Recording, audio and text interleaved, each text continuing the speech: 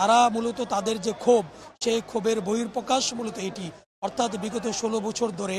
15 বছর ধরে গুণের যে রাজনীতি করেছে আওয়ামী লীগ এবং শেখ হাসিনা, বিশেষ করে জুলাই গণ অভ্যুত্থানে যেভাবে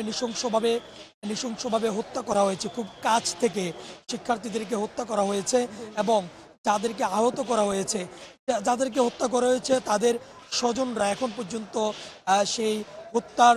সেই বর্বরতা ভুলে যাননি এবং যারা আহত যারা হয়েছেন সেই আহত মানুষ এখনো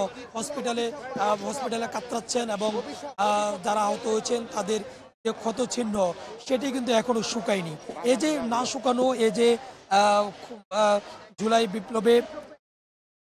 খুন হওয়া বা হত্যা করা তাদের পরিবার পরিজন এখন পর্যন্ত স্বাভাবিক জীবনে যে ফিরতে পারেননি স্বজন হারিয়ে, এমন নির্মম ঘটনার পরিপ্রেক্ষিতে যখন চলছে এবং 5 আগস্টের পর অন্তর্বর্তীকালীন সরকার যখন ক্ষমতা গ্রহণ করে তার মধ্য দিয়ে মাত্র 6 মাস পেরিয়ে যাওয়ার পর আবার প্রাসঙ্গিক হয়ে ওঠার চেষ্টা করছে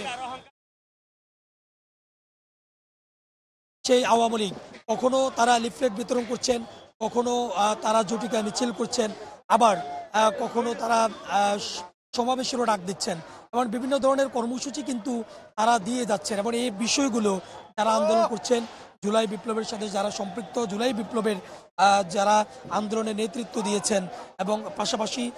পাশাপাশি বৈষম্য বিরোধী আন্দোলনের নেতৃত্বের পাশাপাশি যারা তাদের সাথে সহমত পোষণ করছেন, সেই সমস্ত আন্দোলনকারীরাই মূলত আজকে ক্ষুব্ধ হয়েছেন। আজকে তারা তাদের রাগ ঝেড়েছেন। তারা বলছেন যে যারা আসলে তাদের রাজনৈতিক স্বার্থ হাসিল করার জন্য তারা মানুষদেরকে এভাবে খুন করেছেন, আয়নাঘরের মতো একটি জায়গা আবিষ্কার করে মানুষদেরকে সেখানে দিনের পর দিন অন্ধ প্রকোষ্ঠে তাদেরকে রাখা হয়েছে। আবার তারাই সেই আবার এখনো ক্ষতচিহ্ন মুছে যাওয়ার আগেই এখনো নিহত পরিবারগুলোর স্বজনরা তাদের স্বজন হারার বেদনা ভুলে যাওয়ার আগেই আবারও তারা প্রাসঙ্গিক হয়ে ওঠার যে চেষ্টা করছেন, সেই চেষ্টা আসলে তারা মেনে নিচ্ছেন না। সেই চেষ্টা মেনে নিচ্ছেন না সাধারণ মানুষ, চেষ্টা মেনে নিচ্ছেন না সে সময়কার আসলে স্বজন হারা যে মানুষগুলো এবং আন্দোলনকারীরা, তারই বহিঃপ্রকাশ তারা আজকে ঘটাচ্ছেন। যারা বিক্ষুব্ধ জনতা রয়েছেন তাদের উপস্থিতিও কিন্তু বাড়ছে এবং দেখতে পাচ্ছেন যে ছাত্র জনতার যে উপস্থিতি সেটিও কিন্তু ক্রমান্বয়ে বাড়ছে এবং আসলে কমছে না। তারা তাদের ক্ষোভের যে বহিঃপ্রকাশ সেটি কিন্তু গভীর রাত পর্যন্ত তাদের নিজ চোখে তারা দেখছেন এবং নানাবিধ বিপ্লবী স্লোগান তারা দিচ্ছেন। তারা বলছেন যে দিল্লিতে বসে বাংলাদেশকে নিয়ে নতুন করে কোনো চক্রান্তর চক যদি কেউ আঁকে সেটি কিন্তু ভেস্তে যাবে। অর্থাৎ দিল্লিতে বসে বাংলাদেশকে নিয়ে নতুন করে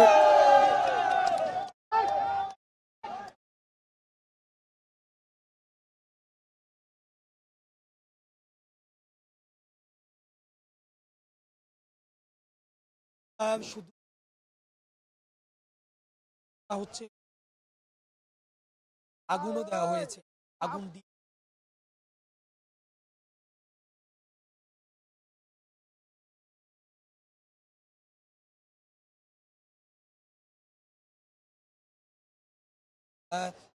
যে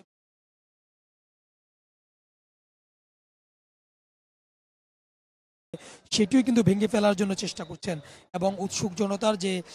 ঢেউ সেটি কিন্তু গভীর রাত হলেও এখানে কিন্তু কোনো কমতি নেই বললেই চলে। তারা রয়েছেন পুরো ধানমন্ডি 32-এর যে সড়কগুলোতে আন্দোলনকারীরা গভীর রাত হলেও তাদের উপস্থিতি হয়ে গেছে এবং যারা নেতৃত্ব দেন তারা আমরা দেখেছি নারী শিক্ষার্থীরাও এখানে এসেছেন এবং অসংখ্য আমরা দেখেছি বয়স্ক নারী যারা তারাও কিন্তু দৃশ্যটি সরাসরি দেখার জন্য এখানে একত্রিত হয়েছেন এবং একেবারে বলা যায় যে সকল শ্রেণী পেশার মানুষের উপস্থিতি কিন্তু এখানে